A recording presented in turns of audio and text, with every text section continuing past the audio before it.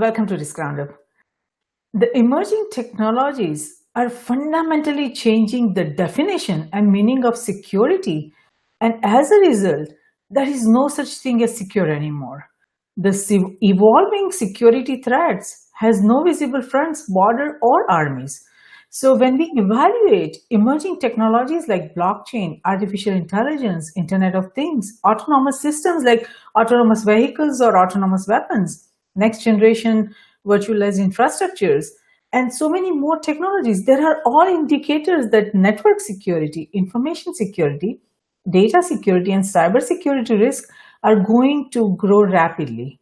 With millions of annual cyber attacks, cybercrime has become a real threat to everyone today. So, as we take a step forward in 2019, the battle between cybersecurity offense and defense is expected to escalate, and emerging technologies will need to find their way into balancing the already complex security paradigm.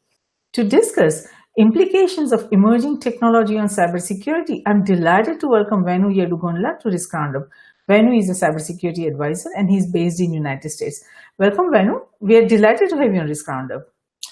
Thank you, Jayashree. Thanks for the opportunity. I hope what we are going to discuss today is going to be of value to your audience. Yes. First, before we move ahead, I wanted to commend you on this amazing service that you're doing for the community itself by creating this platform, bringing in people with different backgrounds, distinguished experience, and helping them share their, how they are dealing with the challenges that they're facing on a day-to-day basis. And that helps the broader ecosystem. That's an amazing job. Thank you for doing that. Thank you, Venu. I appreciate that. So when we look back at 2018, what changed in the security paradigm because of these emerging technologies? To understand the evolution itself as the way we have looked at in the past, I would say about 8 to 10 years, the change in security landscape is so fast and so breathtaking, and I would say in so many ways it's making our existing society itself insecure because of the threat landscape has evolved so much. Access to technologies has evolved. If you look at the current cybersecurity attacks,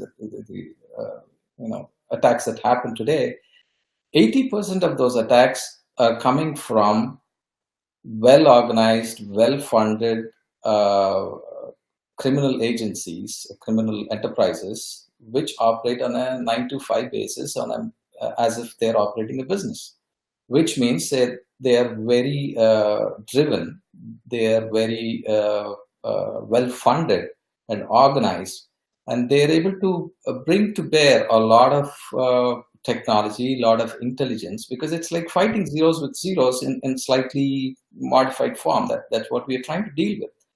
And every time you try to put a defense up, there is already a vulnerability existing in it automatically, or there are zero-day vulnerabilities that show up.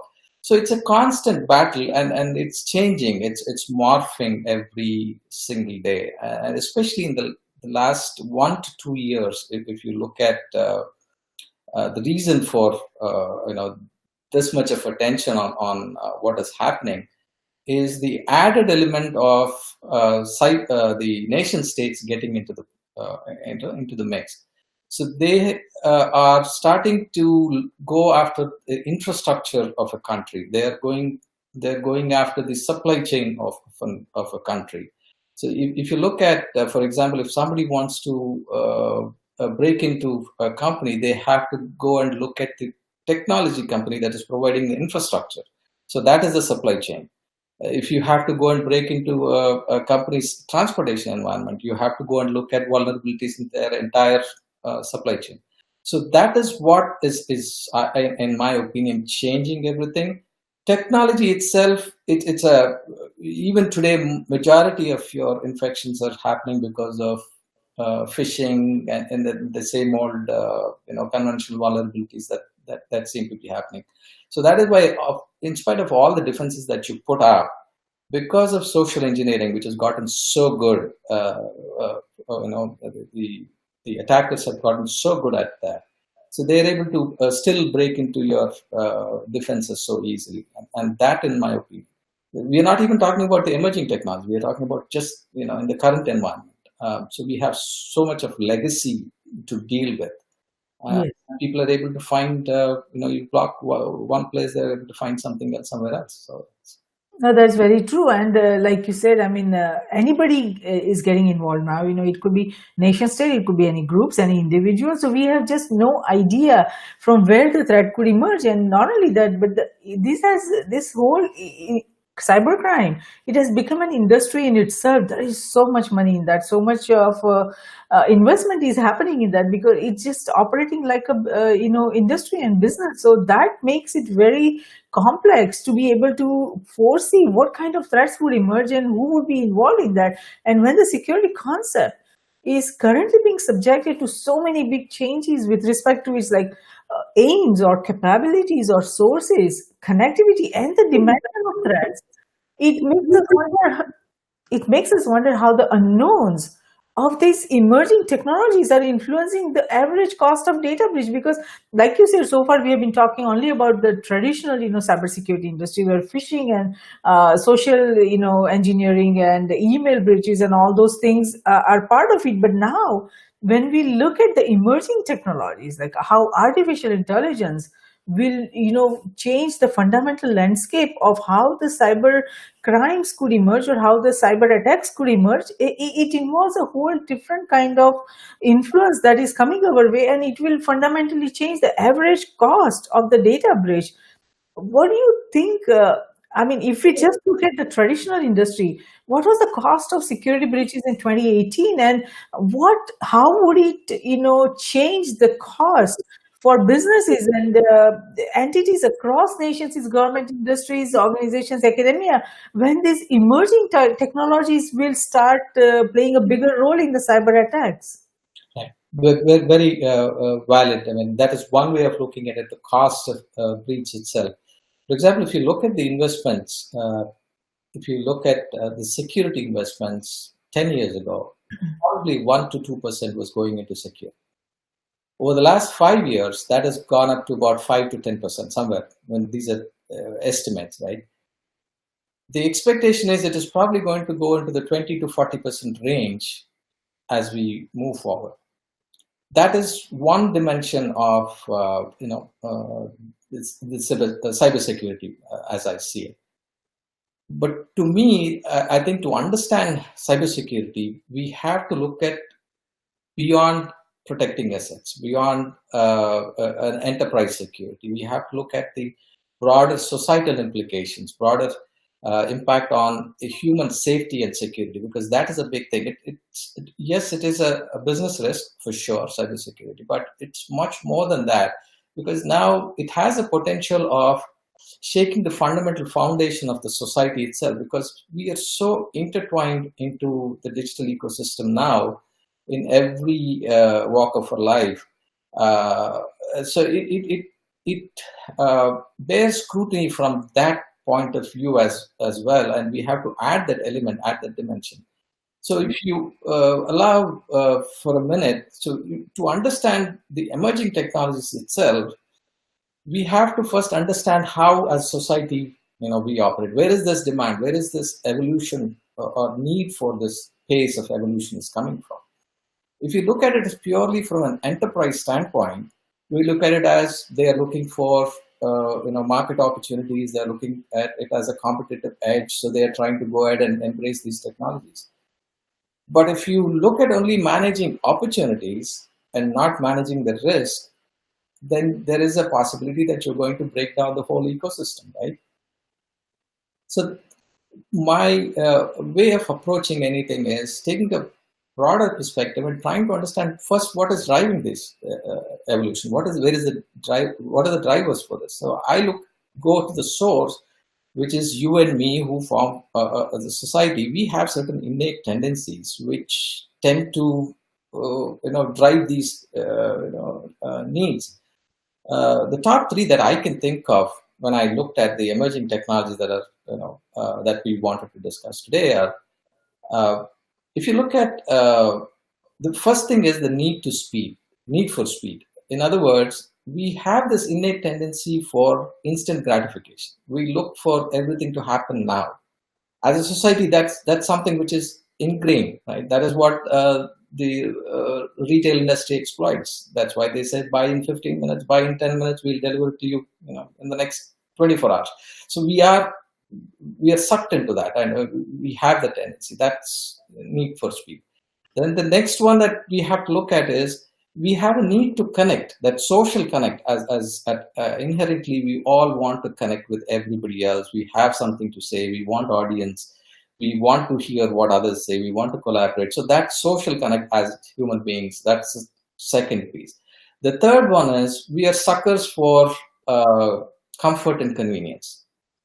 We always look for anything that offers us convenience, anything that can make us, a little bit more lazy, right? These are the three tendencies, in my opinion, which are driving the challenges that we have even in a security environment today, and the need for emerging technologies, right?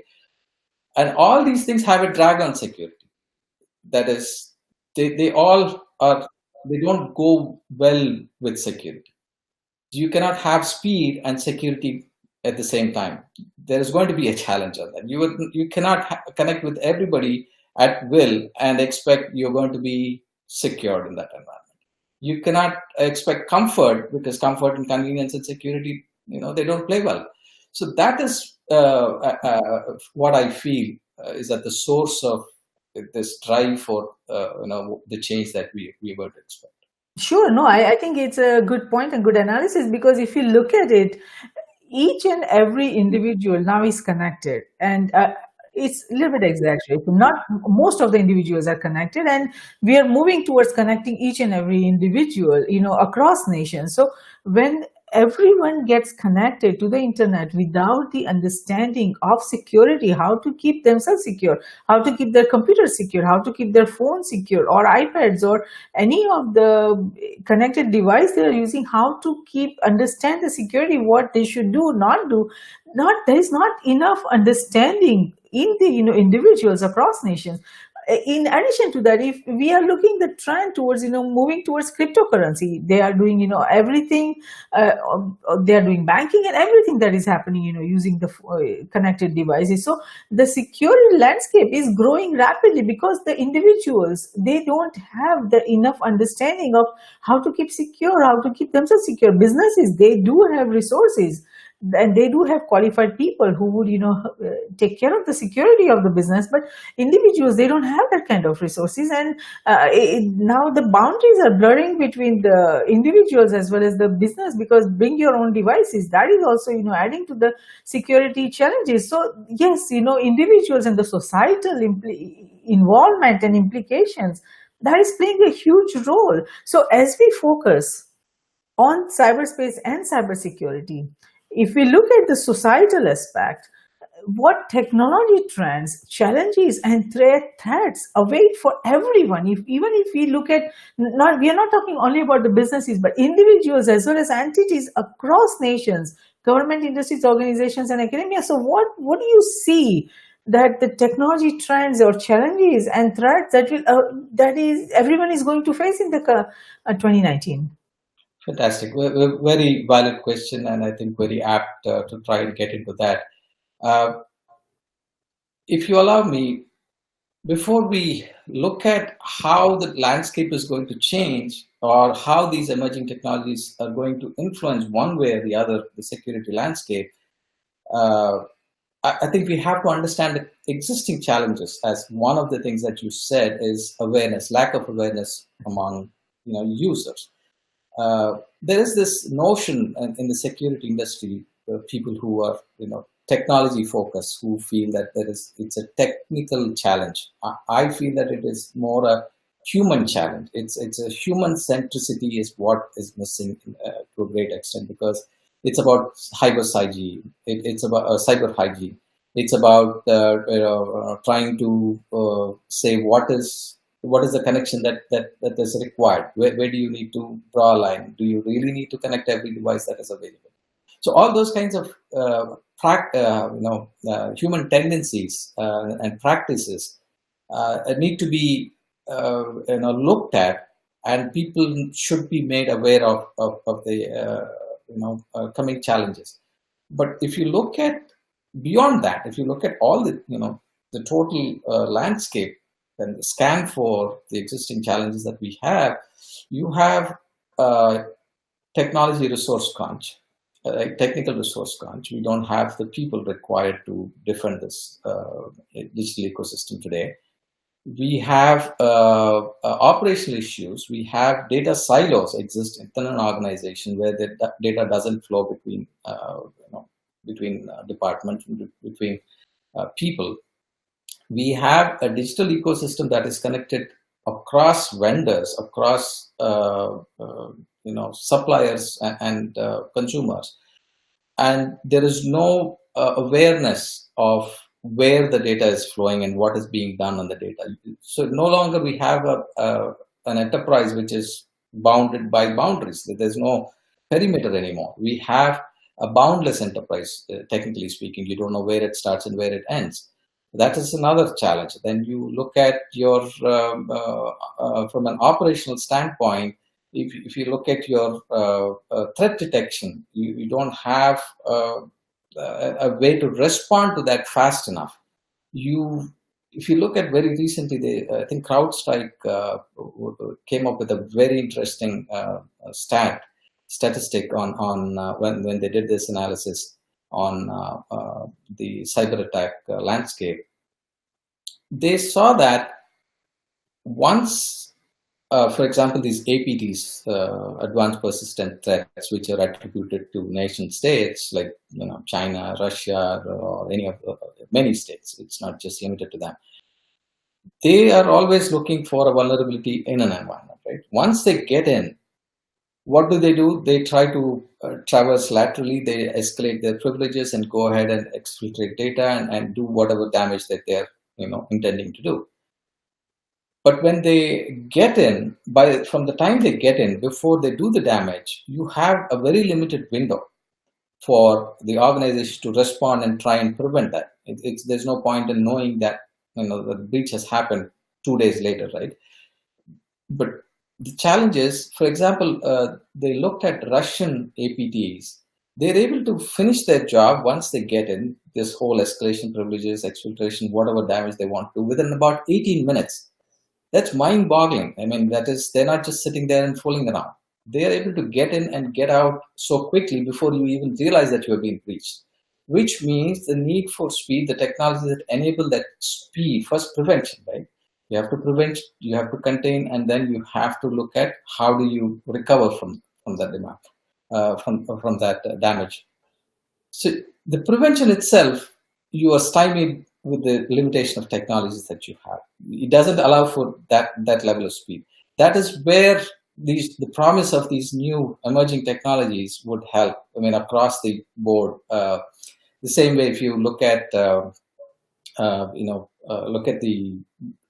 regulations, the government regulations, the data governance regulations differ from country to country. You have GDPR, which expects certain things, but you are operating in the United States, you have a certain, completely different expectations on disclosure of your breaches. So there is no threat intelligence sharing that is going on. So thereby, the same threat that breached somewhere else, the same breach that happened somewhere else, is not helping somebody. That knowledge is not getting across to another entity who's breached by, who's also compromised by the same breach. So those are the kind of challenges across the spectrum. Then you have technology obsolescence across the board. Whether you look at your the computing, when you look at IoTs, where you have a SoC, which is the system on chip, which is everything is one small sensor, which has limited processing capacity. It's still constructed based on your 1945 von Neumann model of computing technology, which means you have a CPU where memory in the CPU has both instructions from the user as well as the data from the user operating in the same environment, which means you can easily compromise that. You can take control of the CPU and then you'll be able to escalate from there. So you have to find ways of trying to circumvent that, because technology will not change so quickly. So that is why you put in layers and layers of protection around that. And every layer that you add, you have one more vulnerability coming into play. So this is the existing complexity that you have. I talked about only a few. There are 20 other complexity that I can talk about.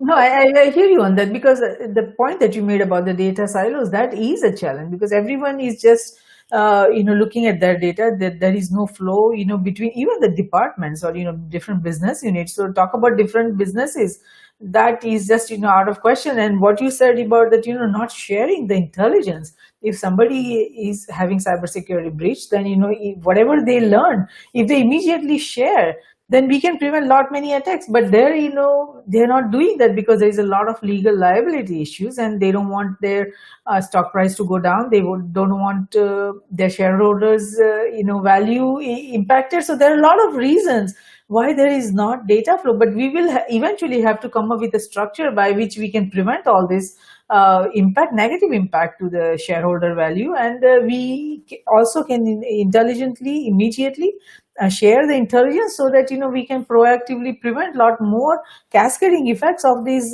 cybersecurity breaches. But that's going to take some time, and especially when now the AI is coming into picture, both into offense as well as defense, because now cybersecurity attacks are going to be autonomous. AI is going to play a big role, and that requires everyone, businesses especially, and governments, to use AI for defense, and that is going to change the whole landscape. So when we evaluate a technology like artificial intelligence, how do you see the threat landscape changing, and how do you see the emerging security risk, how to even manage that, proactively? What kind of changes are you witnessing, across industries or businesses? What are they doing to prepare themselves for the AI-driven cyber attacks? Right. It's an astute observation that you made, which is while we have all the other technologies, just understanding the artificial intelligence, machine learning evolution itself, I think it's just mind-boggling, because it has a fundamental transformative potential for the society as we operate it. And we don't have to even get into the societal implications of explainable AI, whether you have government regulations which can handle the AI. I mean, again, AI is probably a futuristic thing. Artificial general intelligence is ways out there. We are talking about machine learning at this point in time, and that is being packaged as AI for the most part. But if you look at just machine learning, the benefits of machine learning, I mean, what is machine learning good at? Machine learning can help in classification, that is looking at pattern recognition and doing classification, whether it's classification of threats, classification of user behavior, classification of users based on behavior, or whatever. That is one area it can help within just the cybersecurity context. It can help in anomaly detection, looking at not after the breach, but before the breach. It can look at how to prevent that. It can help in building the threat intelligence by doing, scouring the web and looking for these thousands of security documents and doing natural language processing and being able to build information from that. In other words, for threat intelligence to work, you need to have context as well as speed. That is, you should be able to bring information fast enough, you should be able to understand what is going on, but at the same time, you should also be able to put a context. And for example, if let's say a threat exists, out there is not relevant to me. Threat might exist, but it might not impact my environment. That is where the context comes in. That is that threat something which is going to be relevant to my industry, and am I at risk because of that threat? So that is another space where this can help. And then the predictive analytics part, where it can arrive at information and give you an assessment saying these are the possible scenarios and that you should go and look at. And one downfall of trying to, I would say, narrowly focus and saying, oh, this is going to solve all our cybersecurity problems from a prevention or a detection standpoint. I think it's going to be a fallacy to think that somehow we are going to solve everything using machine learning, because the same machine learning tools are available to the attackers as well. They can easily try and flip the labels on your classification, either by breaching your model or by changing how they are doing things, thereby fooling your model. So which means you're going to chase your tail and go after the wrong things. They can raise the noise floor on your model itself, the data that you're training your model on. So you have multiple challenges on the flip side, while they can help on this side. For example, IBM Watson, I mean, I've been always an admirer of IBM from that vision that they had on cognitive space with Watson. One of the things that they've done, especially in cybersecurity space, they have built a platform called X-Force, which helps in this threat intelligence. They go out, I believe they process about some 15,000 documents a day, different security documents, and then come up and provide this threat intelligence. And there are people who are using this. So here is the other challenge when we look at the nuances. I mean, this is really mind-boggling. The reason why I got interested in trying to understand this is I'm writing a book. It's out about 3 months out. It's about implications of cybersecurity on human safety and security. So from that context, when I started looking at all these things, the challenges, so let us, for example, on one end, we thought we were going to have these automated cars which are going to drive themselves and we don't have to worry. Very recently, we realized that it can be easily spoofed. That is, you can easily fool an artificial intelligence vehicle, thinking that there is when it is trying to do a image recognition, it can be easily fooled. So that is one challenge. The second challenge, from a comparison standpoint, for example, Watson has been very effective in doing seismic analysis, seismic data analysis. It is used in, for example, forecasting storms, weather forecasts and things like that to a reasonable accuracy. Even there, it is not accurate. They have some 30, 40 mile radius, right? It's not accurate. There, you are trying to analyze static pieces of your soil is not going to change. Your characteristics of your water is not going to change. Characteristics of the other elements is not going to change. So for you, assessing that data and projecting it is easier. Whereas if you flip that and apply it to a cybersecurity, you have a adversary who is constantly changing. So the moment you change, he's going to find a way to change it. So which means it's going to add that additional element of cat and mouse, scenario where it's going to be machine versus machine, right? So that is the additional challenge when thinking that somehow this is going to be a be-all, end-all solution. But at this point in time, it definitely helps in defense. It is already helping. People are able to detect and prevent and isolate incidents. That it is definitely helping. It is helping in building user behavior analytics models based on which authentication can be a dynamic, it can be an adaptive authentication. In fact, there are solutions out there where they can look at not just your online behavior, but how are you scrolling your mouse? How are you scanning the screen? How are you able to, because these are all subconscious activities. So that's how they're able to build profiles. But the same thing can be done on the flip side as well. So that is something which I think broadly we have to be aware of. If you cannot get so, get into a silo mindset saying, oh, this is going to solve everything. So that's when it comes to machine learning. Sure, From a cybersecurity standpoint. it's a very complex challenge. I hear you on that, and there is no one solution. that is going to take care of all the cyber defense. It's a very, very complex challenge. So which tools do you see businesses using at this point that are able to give them, that's able to give them at least some sort of, effective cybersecurity defense? Definitely, ML is something which is being used. Either it is being used directly by the company themselves building their own models, because obviously you can build the models yourself. You can use the threat data and then build as a training data and build that. And you can train on your network traffic, network flows, and then you will be able to analyze that. So that is where data lakes is going to be a big challenge. So this is where these third-party service providers who are able to come out and offer solutions, trying to provide either threat intelligence or providing detection and prevention capabilities using these machine learning models, algorithms, etc., is happening already. We are seeing there are many companies out there, Cylance, Darktrace, you have your Recorded Future. There are so many leading providers, IBM obviously. There are so many people who are doing it already. The question is, that alone is not going to solve for everything. So that is where you have to, for example, if you look at even today, organizations are using passwords as a way of authentication.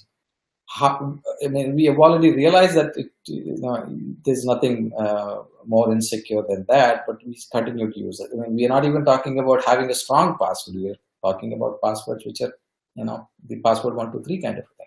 So those are the kind of things which will continue to pose challenges in spite of all the other technology that you put at the highest level. How do you deal with insider threats? So you have to use the same machine learning models to track a user even after he gets access. Even after he's authenticated, the same technology can be used to authenticate on an ongoing basis. And then, for example, there is a new model that is, I was looking at it, and it looks like it has been, if Google has implemented something similar, I think it's safe to say that other organizations can try and use that. Google calls it slightly differently. There's this zero trust model is what has been propagated by Forrester, if I'm not mistaken. Essentially, what it does is you don't trust no matter where the connection comes from, whether it is from inside or outside. Every identity should be suspect, and build your model based on that. In other words, for example, the way Google went about that, to discuss the solution application of it's about, see, the complexity of this whole thing is you're rearranging how you're doing things. You may not even need new technologies. You just rearrange how you're doing things. In this case, since now they say identity is the new perimeter. No, network is no longer the perimeter. That is, if you secure the identity, if you are able to be sure that the guy who is getting access is authenticated, and the guy who is supposed to get access is getting the access, then you can be safely assume that you are safe. Your data is secure. So from that standpoint, for example, Google has gone out, and I think they call it Beyond COP, the model they approached us. So in that, it's concept-wise, it's very simple. They went ahead and said, we are going to authenticate not the user, we are going to authenticate the hardware that he is using for the most part. If he uses authenticated hardware, which is company issued, which has security policies, which are as per that, and then there are going to be security zones. You will have concentric circles. You will be allowed to do certain tasks in certain zone. If you need access to another zone, you should be already pre-authenticated, and your device should be pre-authenticated. So thereby, it's a dynamic authentication based on whether you're accessing from, for example, let's say you want to analyze whether you're accessing from certain DNS address zone range, whether you're operating accessing it during a certain time. So all those things are being built in, and the solutions are there. It just is a matter of how can you rip and replace your current model and transform to that new model. That is the challenge that people are going to run. Sure, and like you said, most of the businesses and most of the individuals are still using the passwords, for authentication and verification. But now, because of the advances in the biometrics, like facial recognition technology, fingerprinting, and uh, iris scan or retina scan. All different kinds of tools are available now that would help the identity verification and authentication. So, and that also could be compromised. I mean, the AI is very well ahead in trying to compromise the facial recognition technology also. So there are challenges, but there are also very beneficial advances that are happening in the field of biometrics that would be very helpful. But now if we look at it, in 2018 also we saw cyber hijacking attacks, and I'm sure that 2019 also will see hijacking attacks intensifying. So do you see such attacks emerging this year in 2019, where hackers will be able to take a full control of any system, irrespective of whether it's an industrial or transportation system or financial system or any other system, and it will create very complex challenge for any nation to even regain the control of any of their critical infrastructure or system. Do you see that kind of potential happening this year? It's a constantly changing landscape, right? It's like this.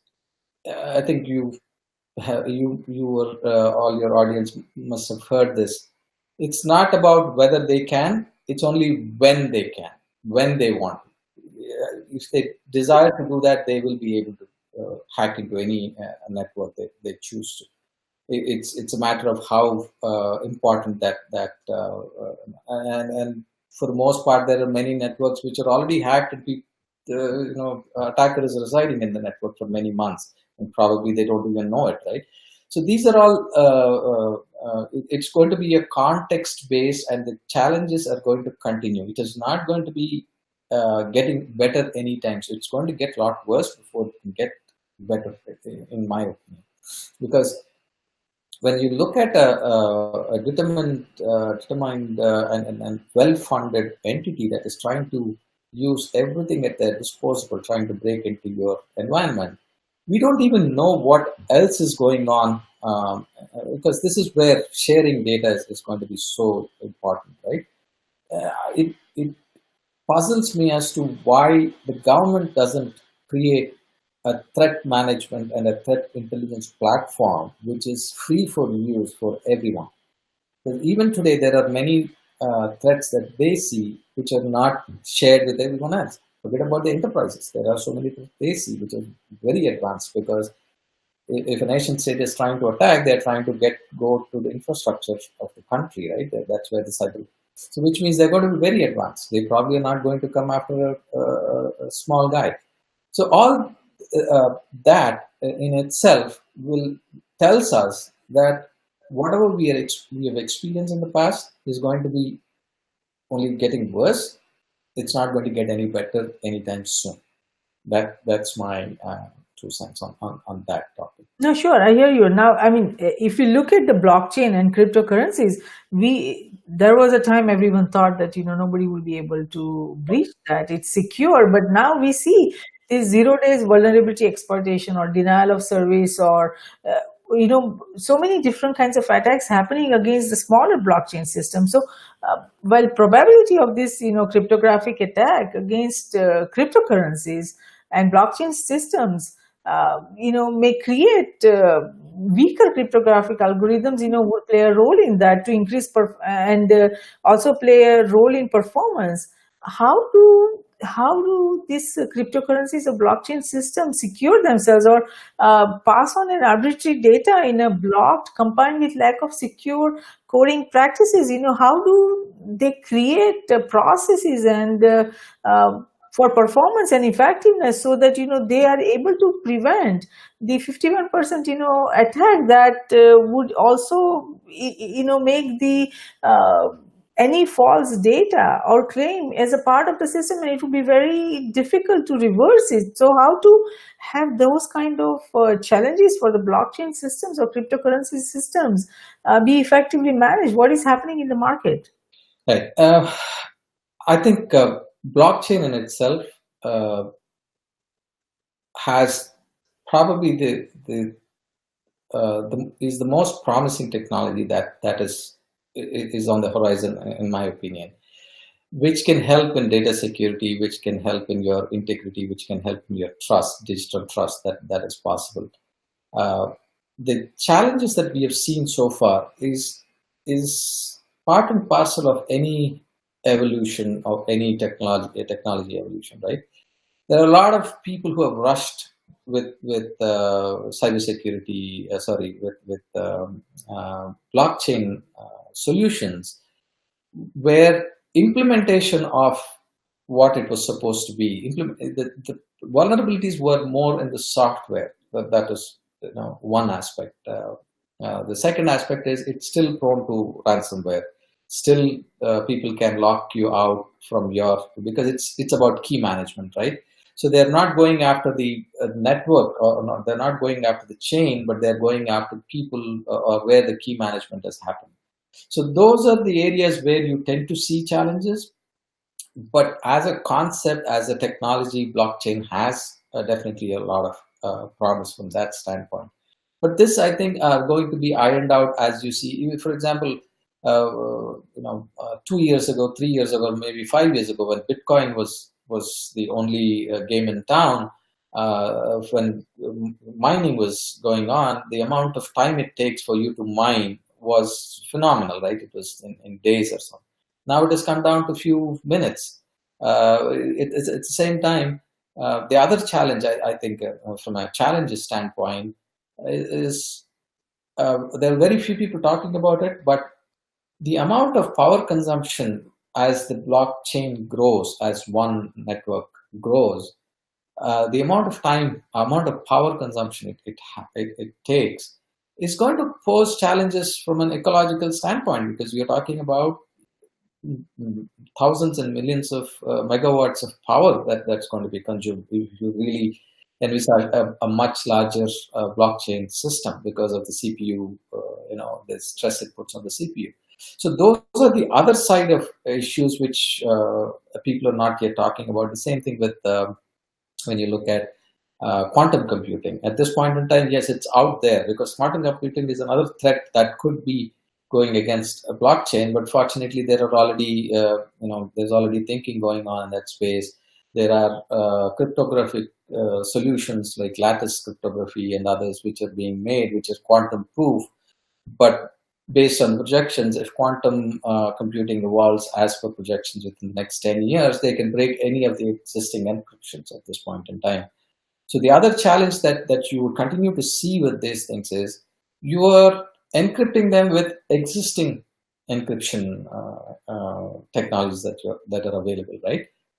But what if the same existing, if this becomes legacy, and in 5 years, 6 years, 10 years, whenever that is, the next quantum computer comes and they are able to break all these encryptions that exist, that are already implemented. So you have to change your encryption models as you go. That in itself is going to be a huge. So that is, in other words, you cannot be sitting pretty and say, oh, it's going to be 10 years and we have enough time. No, today's whatever implementations are done, they're still going to be around at that point in time. So they can break those encryptions and still be able to, breach into your the same blockchains, right? So those are the kind of things. See, that the funny thing, I keep thinking about the same things, right? When I look at these emerging technologies, and then I look back the last 10 years of how technology is, we have not found solutions for the existing technology which has been around for 10, 15 years. And we don't have answers. We have still zero-day vulnerabilities coming from those technologies which has been around for so long. So now imagine the challenges which are unforeseen, which we don't know of, are going to, show themselves as we go along. So that is something which we should be aware of with any of these emerging technologies, because any technology that is brought in, once you put it in play, because of the environment, because of the players that get involved, it's going to be, there's going to be a gap between theoretical, security versus practical security. That is where the blockchain has run into all these challenges, right? Yeah, but I mean, as you see, the advances in neuromorphic computing and the emerging neuromorphic chips, that is going to solve the problem of the computing power. So that in the coming years, that problem will not exist about the, very high usage of power. So those advances are very rapidly happening, and we will see computing power will not be an issue in the coming years, as these advances progresses. And there are also solutions emerging for security beyond quantum computing. So as the advances happen, and quantum computing makes everything obsolete, and the security paradigm fundamentally shifts, there are also solutions emerging for that. So there is a hope. There is not everything is a doom and gloom. No, it's not doom and gloom. Yeah, there are a lot of advances happening on both, on many fronts, that will help the security industry. And it's a two-way street. It will help the offense as well as defense. But there are many advances happening which are very promising, and the security industry will benefit from that. So having said that, what would you like to tell our global viewers and listeners about where the new efforts needs to be for the cybersecurity to help not only the businesses but also the individuals all across nations?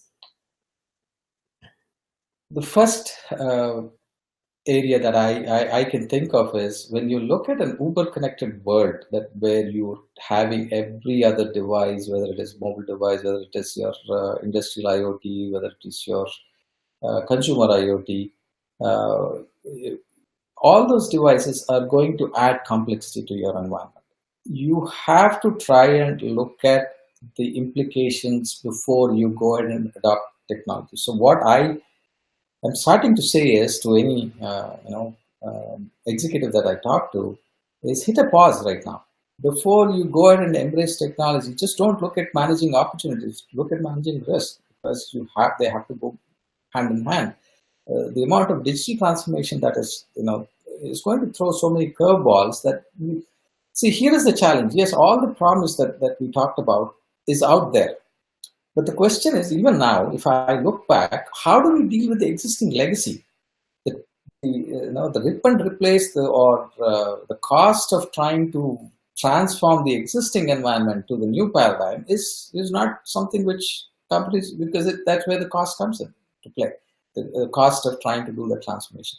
So these are the things that I would advise business executives to, take a pause and look at it, and first look at it more from a human safety, human centric standpoint, and try and transform your workforce to make them cyber aware before you go ahead and embrace any new technologies. Before you spend even a penny on a new technology, first try and solve for the low hanging fruit. Cyber hygiene is one key thing that comes.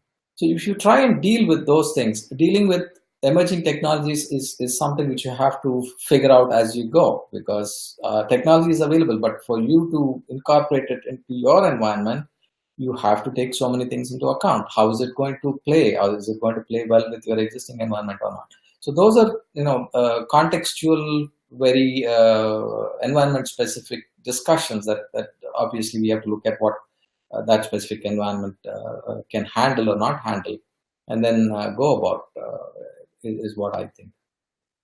Yes, I hear you on that. Human safety and security should be at the center of any initiative or any effort, irrespective of whether it's any business or government or anybody across nations. So thank you so much, Venu, for participating in Risk Roundup today. We appreciate your thoughtful insight on the implications of emerging technology on cybersecurity, and I'm sure our global viewers and listeners will benefit tremendously from the understanding you provided on the implications of cybersecurity strategy and your focus on human safety and security. So even if a single individual or entity is able to benefit from the discussion we had today, this Risk Roundup dialogue has been of service, and we thank you for that.